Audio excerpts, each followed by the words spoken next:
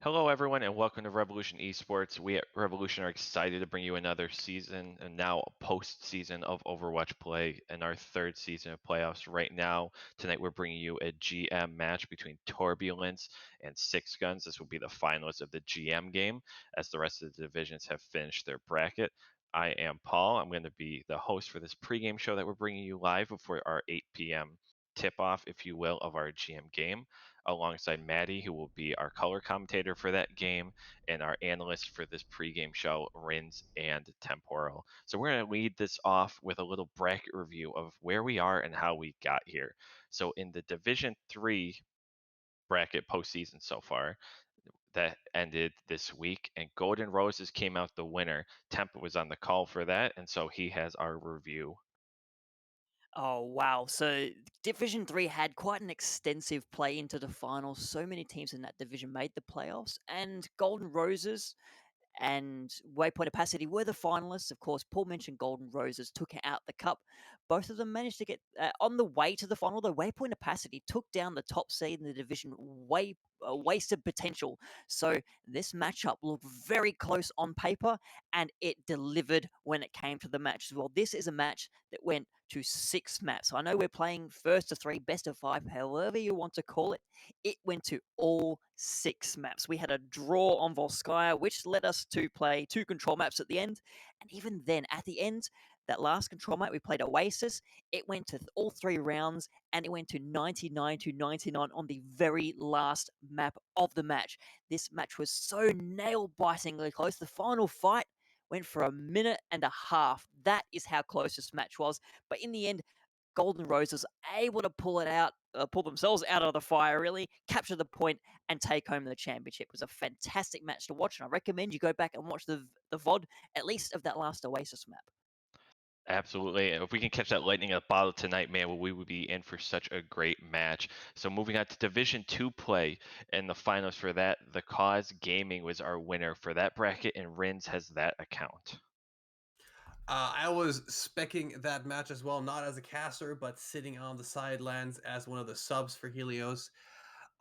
It was a close matchup here. Helios came into this final playoffs as the top seed, basically going on a 6-game winning streak up to the finals. But the Cause Gaming, the winners of this final bracket, they started from the first game. They were able to win every single match all the way up to the finals, and they were basically.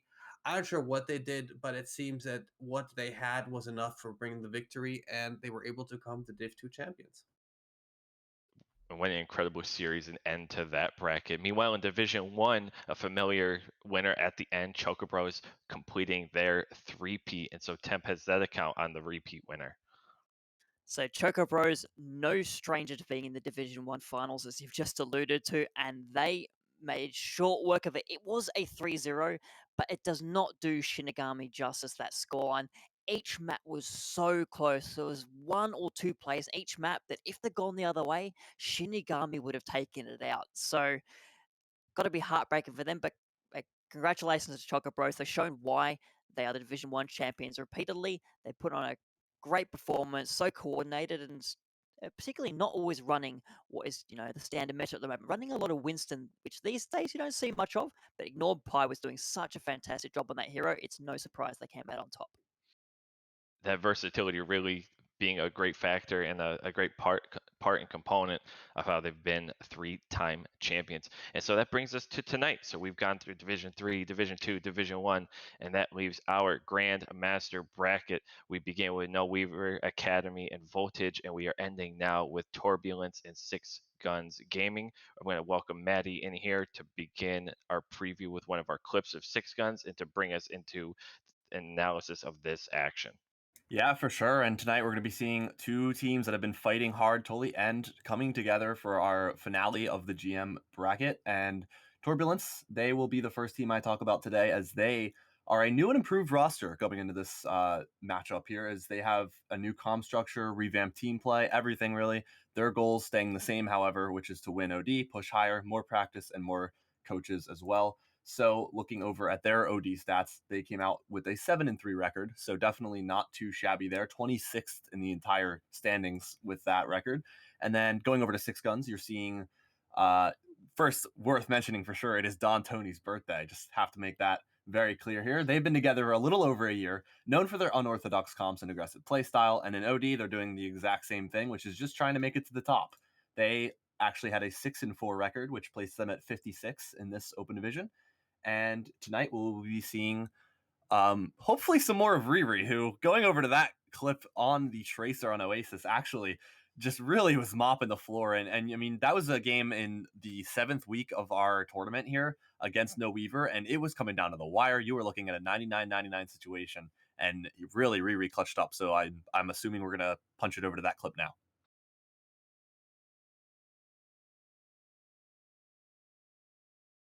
On this one, but Legola with the Valkyrie ending, that might be a big deal here. If Riri might be able to finish off on that Tracer damage that came through, but either way, Riri finding the pick on a Spice, and 6ixGuns, they might be actually flipping this one, and Riri finding yet another pick, the MVP of this fight for sure, and the flip coming through. 87%. Riri on that Tracer performing some absolute heroics, picking so many people there.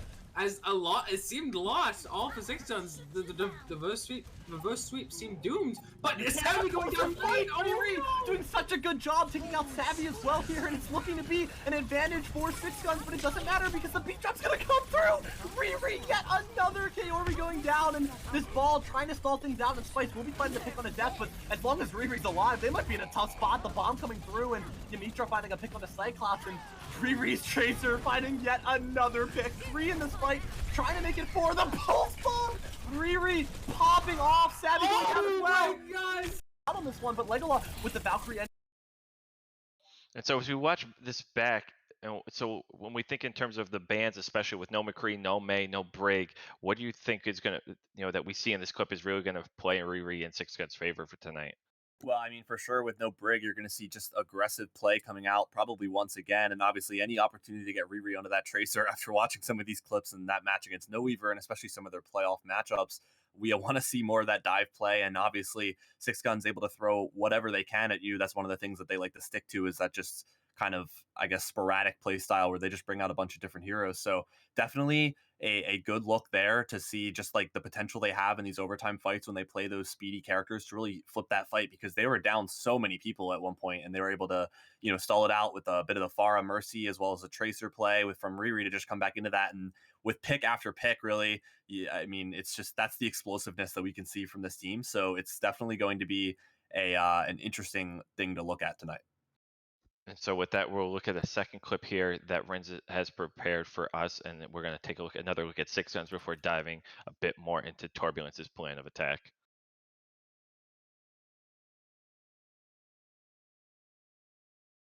Defend objective A. Coming out here as well. Don't see anybody here, and now here comes the pounce onto the front line here. With that Sigma, with that Brig, and with that Lucy holding aggressive well. Winston already going down on the side of Voltage here. Another couple picks coming in as well. Seems like this aggressive hold did work out perfectly for them, and with this going to be literally chasing Voltage back into spawn here. Seems like Diva, I assume. Yeah, Diva right there. Ivy is able to get out and reset here. With this, the strategy does basically prevent the first one coming out here, and with this, they're going to be able to get a little more ult percentage on their side of the team here with that aggressive hold here.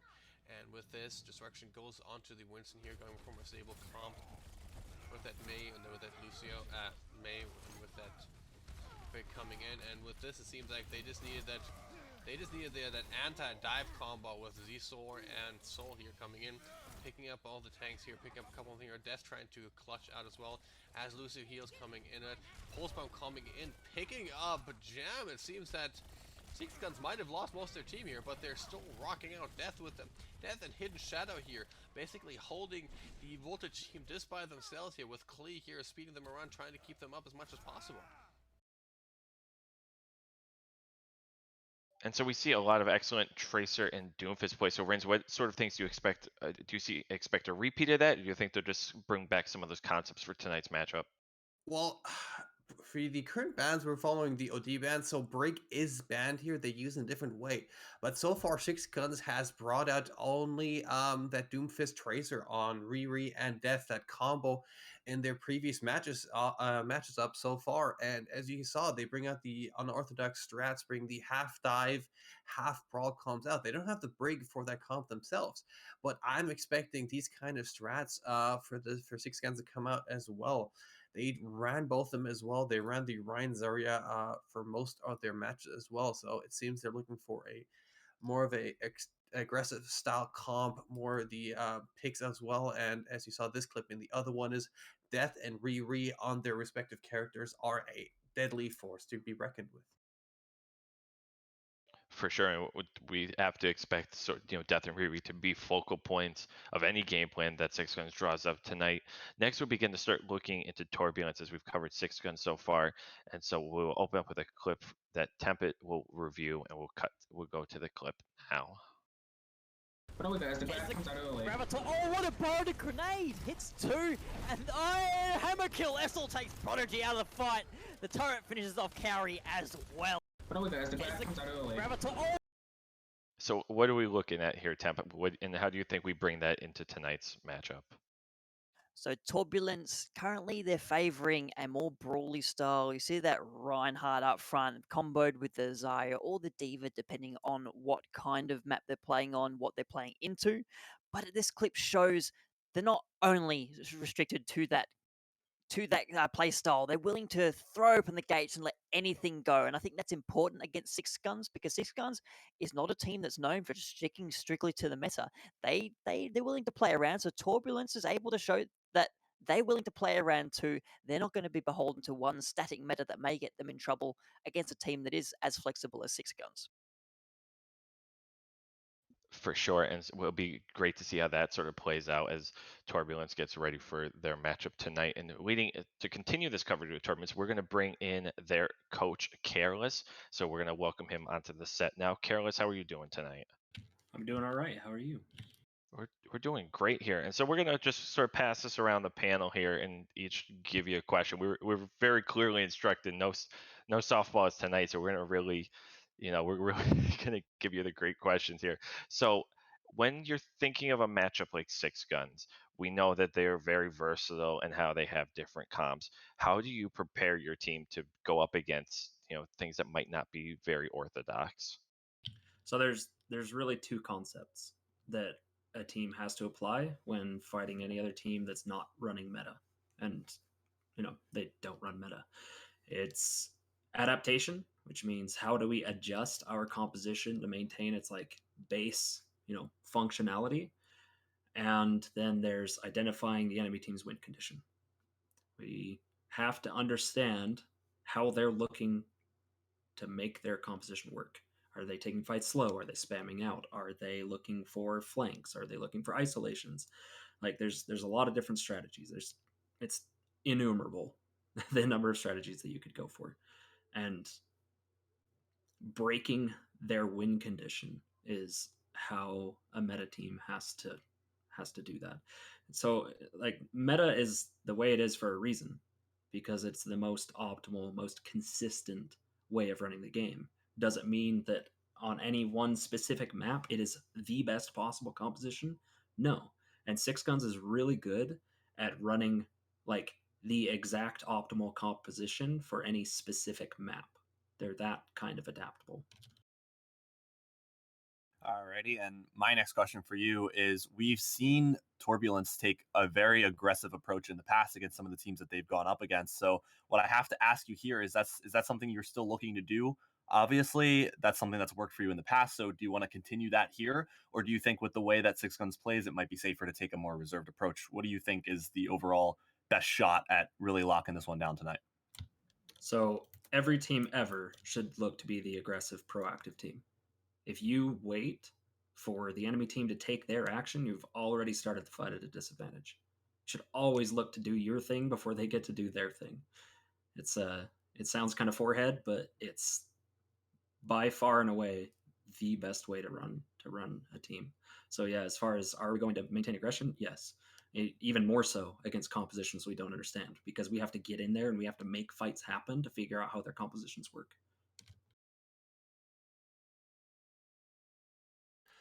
Next up, I will be with a couple more questions myself. You guys were able to bring out the Torbjorn only on the last map. I've been keeping a little bit closer eye on the Overwatch League as such, and I've seen more Torbjorn with that Reaper being run on you during the games. You've been running more of the Doomfist Reaper yourself, but in Overwatch League, it seems that the Torbjorn versus the Doomfist has been a little more aggressive. Are you guys gonna be sticking to that Doomfist, or is there a particular cause as to switch over on Essel on that Torbjorn? So it's kind of funny. Day one of this hero ban, I theorized double shotgun. Like I just had I don't know, an instinct for it. We've been running an OD, and 2 of our map wins were on double shotgun actually today against Sosic. Like, double shotgun is very legitimate. What it allows is the bubbles don't have to go to the Reaper who's teleporting the backline. The bubble can go on Reinhardt, and the 2 shotguns just focus on blowing away the front line. And, depending on the composition you're facing, if you're able to just shut down the enemy front line, it's very much a valid composition. And then Torb's ultimate is pretty awesome. Like, it's pretty versatile. There's a lot of ways it can be used. It can cut off entry points. It can find eliminations in Graviton. It can peel and cause like threat cover against an enemy investment. Like, he's strong. He's really strong. And he's strong against Doomfist specifically because he's unlikely to be one shot if he's able to overload. Yeah, you guys have been beautiful with the basics, keeping as close to meta as you said earlier before. You guys have been putting a lot of effort into scrims. I'm hearing that you guys scrimming every single day. How do you keep your team just active as such? It must get slightly more boring for them. Is there any kind of special strategies or kind of hints during training you give them to basically keep your team engaged and keep them from tilting as much? So a big part of that is in roster development. You have to find people that are actually interested in improving, like legitimately interested in improving. Because if you have people that are only, they're in it to maybe get some T3 experience and stuff like that, those aren't the kind of people I want to work with. Like, I work with the people that actually want to improve their gameplay and become better players. And when you have people that are hungry like that, it's really easy to keep them engaged. They, in fact, reach out to you for the engagement.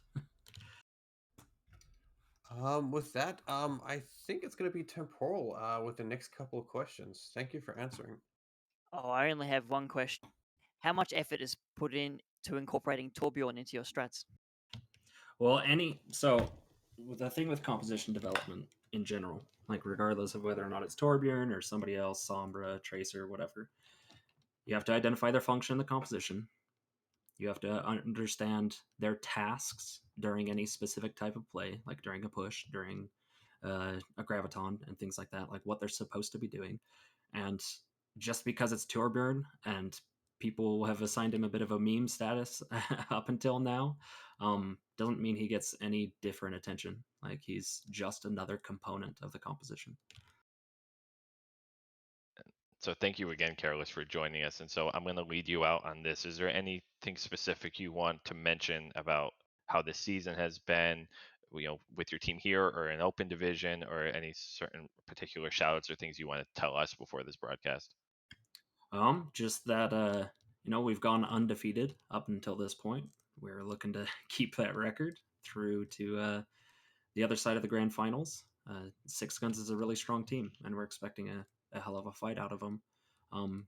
Just want to shout out Shape, our team manager, who's also our Revolution admin here. But yeah, she really helps to make a lot happen. I look forward to the match. Thank you so much for joining us, Careless, really, and we look forward to the match too.